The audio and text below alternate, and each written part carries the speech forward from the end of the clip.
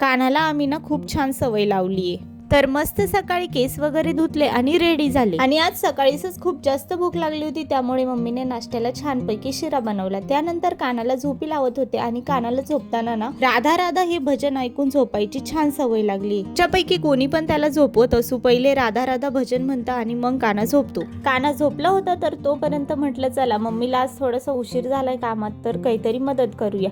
तर कपडे सुकवायला गेले तेवढ्यातच काना उठला. मम्मीला तर काही माझी मदत नाही झाली, पण आणखीन गप्पांच्या नादामध्ये तिला आणखीन उशीर करून दिला. उठल्या कानाला जर मी दिसले नाही तर त्याला खूपच रडायला येतं. दुपारी मस्त कानाची आणि मामाची मस्ती चालू होती. मामा त्याला त्रास देत होता म्हणून तो मामाचे केस जोर जोरात ओढत होता. कानाच्या हातात आता जर एखादी गोष्ट लागली तर ती एकदम घट्ट पकडून ठेवतो तो. त्यानंतर मस्त आजी सोबत कानाने मस्ती केली, थोडीशी घुमी केली आणि मग शांतपणे झोपी गेला. चला तर भेटूया नेक्स्ट व्लॉग मध्ये. बाय.